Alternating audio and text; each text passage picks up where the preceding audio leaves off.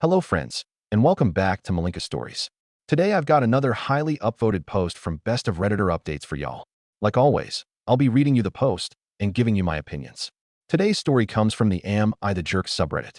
It was posted by thrower_quietmoney on March 4th and was titled, AITA for telling my fiancé's parents I won't be paying off their mortgage as a wedding gift like she promised them. I've been with my fiancée, Dana, for 4 years, engaged for 8 months. I make good money in software. She works in nonprofit admin, and we've always split things fairly given the income gap, meaning I cover more, but nothing crazy. Her parents have never really liked me. They think I'm cold because I don't do a lot of performative affection, and they've made comments over the years about how their last daughter's husband provides so generously for their family, meaning he pays for family vacations, helped cover a car for her younger brother, stuff like that.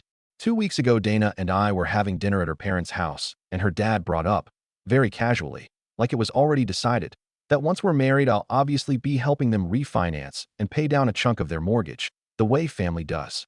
I actually laughed for a second because I thought he was joking. He wasn't. Dana just sat there nodding along like this was a completely normal thing to be discussing. I asked her about it in the car after.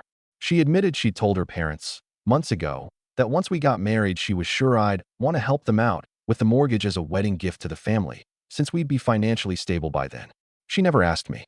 She just told them I would, presumably assuming I'd go along with it once it actually came up, or maybe hoping I'd feel too awkward to say no in front of her parents. I told her absolutely not. That's not a small gift. That's tens of thousands of dollars. That's not something you promise on someone else's behalf without asking them first, and that I'm not interested in buying her parents' approval of me after 4 years of them treating me like an outsider. She's furious. Says I'm humiliating her in front of her family now, that I'm being petty about money when I clearly have it, that this is about family and not about a transaction. Her mom called me directly and left a voicemail about how disappointed she is in me. Ida, Malinka Stories Corner. Okay, so right off the bat, I don't think OP is the jerk here, and I think the bigger problem in this story honestly isn't even the money. It's that Dana went ahead and made a massive financial promise on his behalf without asking him. Like that's the actual betrayal here. It's not that her parents want help. Plenty of families help each other out financially. That's normal. It's that she set OP up to either go along with something huge he never agreed to, or be the bad guy who humiliates her in front of her family. That's not fair to put someone in. And also, just reading between the lines here, it kind of sounds like her parents have been comparing OP to the other son-in-law this whole relationship. And I think Dana might have made this promise partly to finally get her parents to approve of him. Which, if that's true, that's rough, because that's not really about family. That's about OP performing generosity to earn acceptance. Anyway, here's some of the top comments. Commenter 1 says, not the jerk. She committed you to a 5 or 6-figure financial decision without your consent and then acted shocked when you said no. This isn't a family issue. It's a my fiancé doesn't respect my financial autonomy issue. OP says, yeah, that's basically where I've landed too. I don't actually hate the idea of helping her parents at some point if it's something we decide together, but the fact she just announced it like it was already settled is what gets me. Commenter 2 says, question, has she done this kind of thing before, promising things on your behalf? Or is this a one-time thing?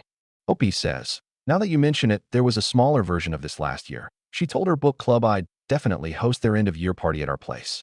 Again, without asking. I just went along with it at the time because it felt small. This feels different because of the money involved. Commenter 3 says, the favoritism toward the other son-in-law is doing a lot of work in this story. I think Dana has spent years feeling like her family sees her marriage as less than her sister's, and she saw this as her chance to finally win some points. Doesn't make it okay, but it explains a lot. OP says, honestly, that might be exactly it. I never thought about it that way, but her sister's husband does get brought up constantly, almost like a measuring stick.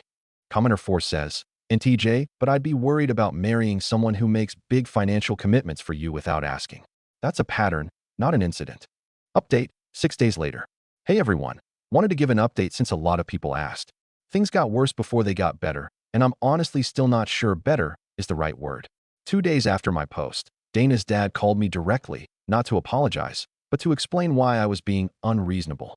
He actually said, and I'm quoting this exactly because I wrote it down right after the call because I couldn't believe it, family helps family, and if you can't understand that, maybe you're not ready to actually be family. I told him I didn't appreciate being guilt-tripped over the phone about a financial decision that was never mine to begin with, and he hung up on me.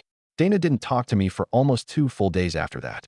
When she finally did, She said she'd had time to think, and she understood why I was upset that she made the promise without asking.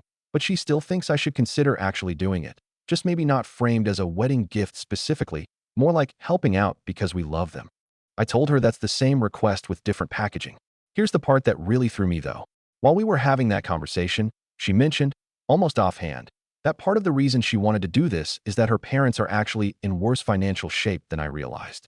Apparently, they've been struggling with a mortgage for over a year, missed payments twice, and are looking at possibly needing to sell within the next year if nothing changes. She never told me any of this before. I genuinely thought this was just an entitled ask from parents who wanted a handout, not parents who might lose their house. I feel like a jerk now, but also still angry that instead of telling me honestly, hey, my parents are struggling and I want to help them, can we talk about it? She just unilaterally promised a specific dollar amount without giving me the real picture first. If she'd come to me honestly, I probably would have said yes to something. Just maybe not the full mortgage payoff, and definitely not sprung on me at a dinner table like it was already decided. Malinka Stories Corner. Okay, this update changes things a little for me. Not the am I the jerk part. I still think Opie was right to be upset about the way this was handled, but it does add context. It sounds like Dana panicked, knew her parents were in real trouble, and instead of having an honest, vulnerable conversation with her fiancé about it, she tried to just solve it by committing his money without the conversation. Which, I get the impulse if you're scared for your parents, but it's still not okay to do that to your partner.